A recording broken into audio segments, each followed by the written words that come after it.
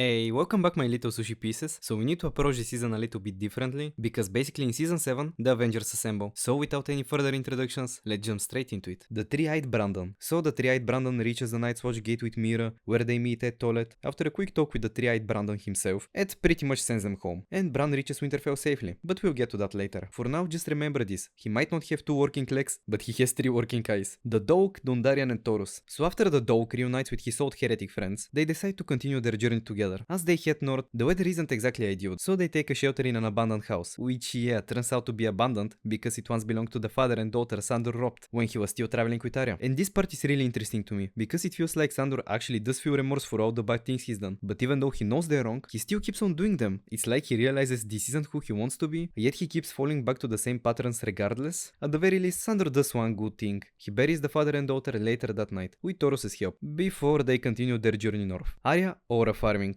Arya begins this season by finishing the job with the phrase, making sure she roots the stem of their house, and after wrapping that up, she decides it's Cersei time and heads towards King's Landing. But after a quick stop at Hot Pice's tavern, she learns that the Boltons aren't really in charge anymore, and that her home is actually safe again. So naturally she changes routes, and from the moment Arya steps foot in Winterfell, she instantly becomes all nonchalant and mysterious, almost like Bran in a way. Are the Winterfell gates some kind of main character portal or what? She starts acting like everyone around her is a lower life form than her, which is honestly hilarious considering she spent most of last season getting beaten up with a stick. Anyways, she reunites with Sansa and Bran, spars on equal footing with Brienne, and goes toe to toe with Baelish's schemes. I mean, did I miss something? I guess Jaqen's training is just completely unmatched in Westeros. Ares' visit eventually leads to Baelish finally getting what he deserves after a pretty interesting trial, but we'll get more into that in Sansa's part later. Dr. Sam and Jorah the Experiment. So Sam's whole time in the Citadel in Old Town is nothing but disastrous. He basically cleans the patient's shit and piss. It's like he decided to go to the chum bucket instead of the Krusty Krab, and overall doesn't really learn anything important, because the most important information is locked behind a special gate, which you guessed it, he isn't supposed to enter. So Sam, now filled with confidence after doing a quick 1-2 on his father and stealing the family sword like a little rat, manages to snatch some books from the secret library to read. And later we learn that the Citadel has a special guest resting there, Jorah the Andal. We get a full glimpse of his condition when the Archmaester examines him, and by now Jorah is completely engulfed by grayscale. The Archmaester refuses to treat him, basically sealing his fate, but Sam doesn't agree one bit, because returning the favor to Jorah Mormont for saving him all those times is only right. So during the night, Sam takes all the required tools and books, kidnaps Jorah, and turns him into his guinea pig. He performs an operation that's basically impossible to complete, but Sam somehow coaches it and actually saves Jorah. His reward though? Absolutely nothing. In fact, the Archmaester thinks Sam's biggest reward should be not getting expelled. So everything goes back to normal. Sam keeps doing chores, cleaning shit, living the Citadel life. But one day during a gathering of the Maesters, Sam overhears a message sent by Bran about the Army of the Dead and the fact that it's coming. So Sam basically says,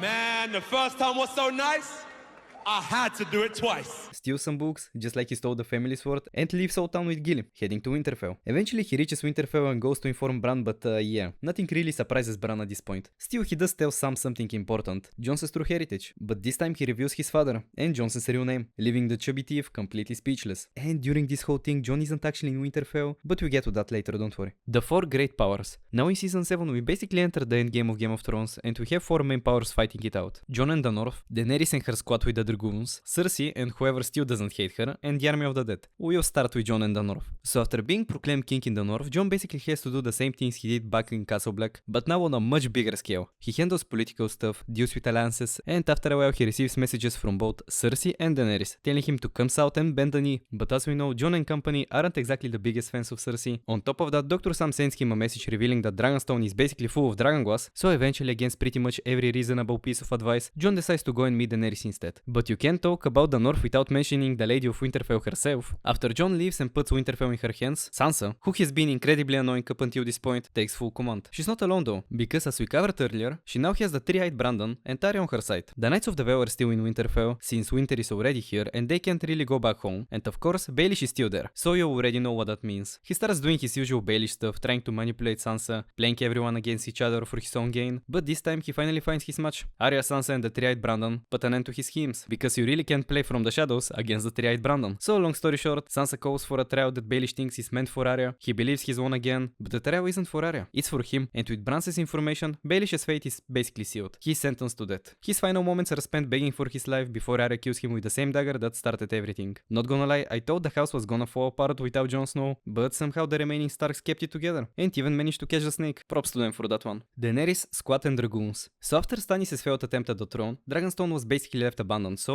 Daenerys takes it as her temporary base, and soon gathers her allies to plan a strike on the Lannisters. It's the endgame now, so no time to waste. The meeting includes Daenerys and her crew, the Greyjoys, the Mummy of the Sun Snakes, and Lyanna Tyrell. The plan? The Greyjoys take the Mummy of the Sun Snakes home with their fleet and return with some Dornish forces. Does it go perfectly though? Of course not, but we'll get to that later. The season's structure is a bit all over the place, so bear with me. And remember our favorite not-so-snowboy? Jon, who left Winterfell with Sir Davos to meet Daenerys Stormborn of House Targaryen, first of her name, the Unburnt, Queen of the Andals and the First Man, Khaleesi of the Great Garasi, Breaker of Chains, Mother of Dragons, Protector of the Realm, Queen of Meereen, and Princess of Dragonstone.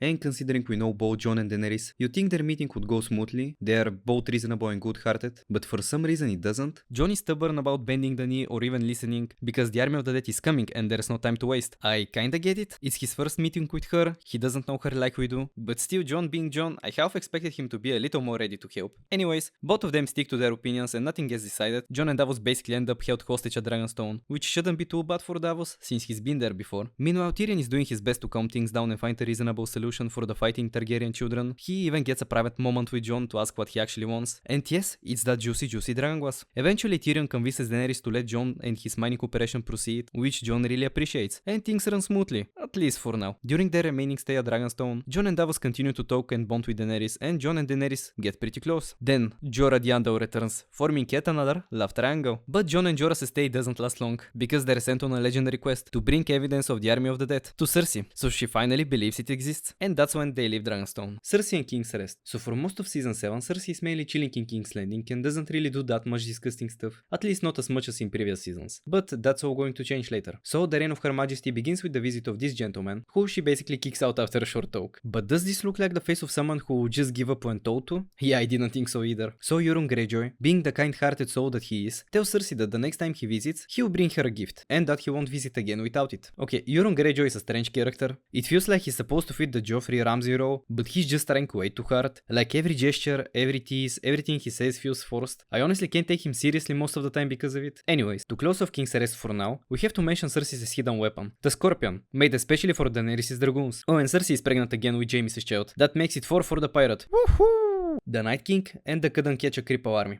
Okay, this is walkie crazy. Like, am I missing something? Because this is actually insane. We're talking about 100,000 undead just marching without a care in the world. I mean, they're literally just walking. Call me crazy, but if maybe they decided to run for a change, they could have actually called Bran. Conflicts. As we have great powers, we should also have great conflicts. And that's exactly what happens this season. The first one we need to talk about is Daenerys vs Cersei. Daenerys vs Cersei is basically a straight up battle for the throne and for control over the not so 7 kingdoms anymore. Cersei somehow manages to be even more unlikable than before, now backed by her mindless bodyguard Sir Gregor, who pretty much serves as her personal hitman. But even Sir Gregor, pumped full of substances only Qyburn and maybe Larry Wills know about, still isn't a 50-meter flying lizard. So naturally the scale shifts heavily in Daenerys' favor, until some interesting stuff happens. The Battle of the Greyjoys. Euron Greyjoy is one filthy little rat, as he ambushes and completely annihilates the Iron Fleet of Theon and Yara, all while capturing Yara and the Mummy of the Sun Snakes. Somehow Theon survives again and gets rescued by a few survivors, eventually making his way to inform Daenerys about the disaster. This whole Theon informing Daenerys thing happens after Jon's visit, and yeah, Jon wasn't exactly happy to see him, but that's not really important right now. After some thinking and a quick talk with Jon, Theon decides that he's going to rescue Yara himself. We'll see how this one turns out. Euron brings Cersei gifts. Remember how Euron promised Cersei he'd bring her a gift the next time they meet? Yeah, he delivers. He brings her the Mummy of the Sun Snakes, her daughter and Yara, which Cersei really appreciates. She returns the favor to the Mummy of the Sun Snakes by poisoning her daughter and forcing her to watch, avenging Marcella in her own twisted way. Yeah, I mean, it's just Cersei. Attack on Casterly Rock. Tyrion comes up with a plan to attack Casterly Rock to rock the Lannister forces. Get it? Because it's Casterly Rock? Yeah, it wasn't funny. Grey Worm and the Unsullied infiltrated without much trouble, but the move was anticipated. Euron Greyjoy and his fleet burn Grey Worm's ships, rendering their return to Daenerys impossible for now. The attack on High Garden. Honestly, I shouldn't even call this an attack. It's a massacre with extra steps. So a very important fact about the Tyrells is that they are filthy rich, and Cersei needs money because, well, Tywin Lannister isn't around to shit GoT anymore, and Lyanna Tyrell has pledged her loyalty to Daenerys. So Jaime and Bronn roll up and completely eradicate them. Jaime even serves Lyanna Tyrell a cup of poison for good measure, and after she drinks it, she casually reveals that she was the one who orchestrated Joffrey's poisoning.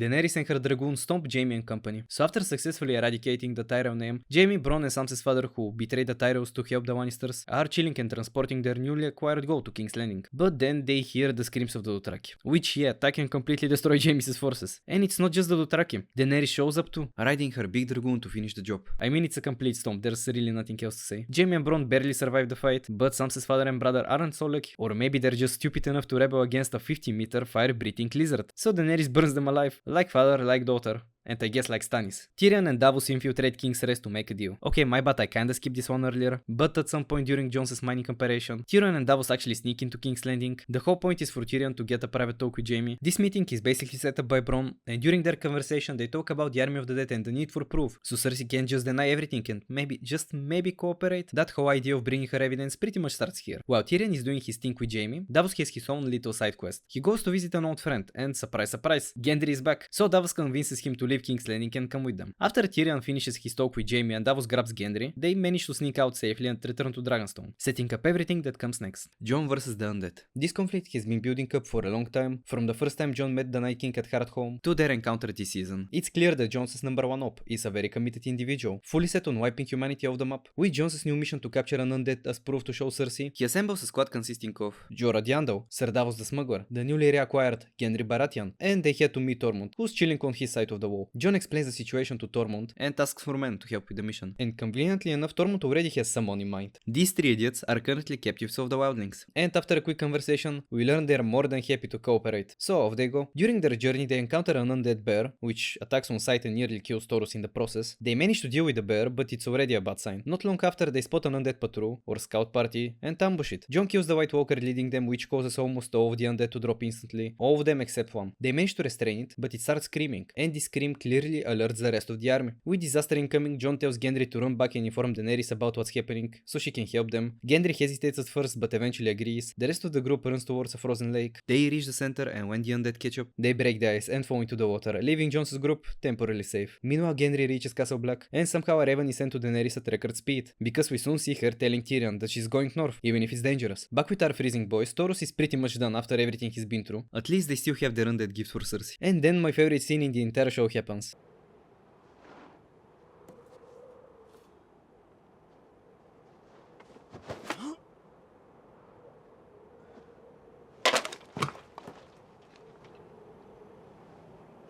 Dumb cunt. This doesn't end well though, because Sandor misses his next throw, and the stone reveals that the lake has completely frozen over, allowing the undead to attack. A full-on fight breaks out, the party is completely overwhelmed, until Daenerys Stormborn of House Targaryen first arrives with her dragoons and saves them. Now brace yourself, because from here on, the show becomes painful to watch. Instead of immediately retreating, Jon decides he's going for the Night King, for absolutely no reason, while everyone else is boarding the dragoon. Jon tells them to leave, and he continues fighting. But before they can escape, the Night King pulls out a spear and absolutely one-shots one of Daenerys' dragoons, which shocks everyone, including me, because he didn't go for the dragon carrying the entire crew, the one literally in front of him, the one that wasn't flying. Anyways, Jon tells Daenerys to leave him behind, and she eventually does. Jon gets stuck out into the freezing water, and the Night King and his generals just leave? Why didn't the Night King make sure Jon was dead so he can raise him? But sure, let's assume he realized Jon's spot armor was too strong. Jon somehow makes it out of the water, completely frozen, and just when you think there's absolutely no way he survives this, Benjen appears out of nowhere, throws Jon onto his horse, and saves him, sacrificing himself in the process. So you're telling me the Night King and his entire army did not notice Benjen at all? Was he there the whole time? Did he just spawn in? Honestly, both options are awful. Anyways, Jon's horse reaches the wall, Daenerys is still there, very convenient. They take Jon in, treat him, and he survives. And later Daenerys tells him they'll fight the dead together. Yeah.